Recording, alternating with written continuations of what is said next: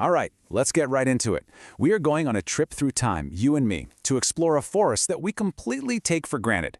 Seriously, it's something that started out as this terrifying, magical mystery and eventually became the actual heartbeat of our modern world. This is the story of electricity. But hey, before we start, just stop for a second. Try to really picture it. A world with zero lights once the sun goes down. No phone in your pocket, no internet, no fridge to keep your food cold. Kinda sounds impossible, right? That's because the story of electricity isn't just about a bunch of science facts. It's the story of how we literally built the world we live in today.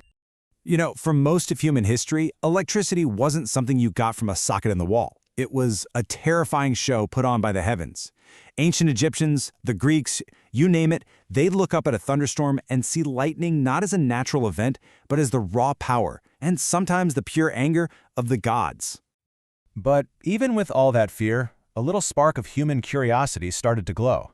The ancient Greeks, they noticed something kind of weird. If you took a piece of amber and rubbed it with some wool, it would suddenly start attracting little things, like feathers or bits of straw. Now the Greek word for amber? It's electron. And right there, in that little bit of static, the word and the entire idea of electricity was born. Wild, huh? For centuries, though, that's pretty much all it was, a neat little trick. But then things started to change. We get to this age of reason, of revolution, where these incredible thinkers started asking much bigger and way more dangerous questions. They were moving past just looking at things and into experiments that would change the world forever. And then came this absolutely massive leap of imagination. A totally radical idea popped up. What if that tiny, harmless little spark you get from amber and that gigantic, terrifying bolt of lightning that splits the sky, what if they were the exact same thing, just on a completely different scale?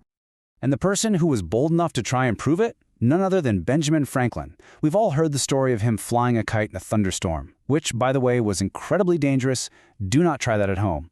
By proving that lightning was, in fact, just a big form of electricity, he took this terrifying act of God and turned it into a natural force. He showed us it was something that could be understood and maybe, just maybe, even controlled. After that, the pace of discovery just exploded. It's really mind-blowing. In 1752, Franklin shows us what electricity is. Then, less than 50 years later, in 1800, this Italian scientist, Alessandro Volta, figures out how to store it. His invention, the very first battery, was like something out of a sci-fi story. For the first time ever, we could actually hold this invisible power and use it whenever we wanted. Okay, let's jump forward to the late 19th century, because this is where the story gets really good. It was a golden age of invention, and it set the stage for one of the most famous rivalries in the history of science. So, in 1879, Thomas Edison shows off his incredible new invention, a practical, long-lasting light bulb. All of a sudden, cities didn't have to go dark at night. But Edison wasn't just an inventor, he was a master businessman. And he had a plan to power the whole world with his system, which was called direct current. The only problem, a challenger was waiting in the wings. And that challenger was Nikola Tesla, an absolute genius who was convinced that the future belonged to a totally different kind of electricity, alternating current, or AC. What came next was the famous War of Currents. Edison's DC was pretty safe, but you couldn't send it very far without losing power. Tesla's AC could travel for hundreds of miles, no problem, but it used much higher voltages, and Edison claimed it was way too dangerous. The stakes couldn't have been higher. Whoever won this war would get to build the power grid for the entire planet. So who won? Well, it was Tesla. Despite Edison's huge public relations campaign against it, the sheer efficiency and practicality of alternating current was just too good to ignore. Today, more than 98% of the world's power grids run on the AC system that Tesla championed. While both men were incredible visionaries, it was Tesla's idea that truly built the electrical backbone of our civilization. So, with the War of Currents finally over, the 20th century became, without a doubt, the electric century. This force that was once so mysterious started to weave itself into every single part of daily life, changing society on a scale that nobody had ever seen before. And this takeover kind of happened in waves. First, electricity lit up our cities. Then, that same power was used to run huge factories, kicking off a massive industrial boom. From there, it came into our homes, at first with simple things like lights and radios, then with game changers like refrigerators and TVs. And finally, it became the language of information itself, powering the computers that gave birth to the digital revolution and the internet. And right there, that's a huge shift in how we think about it.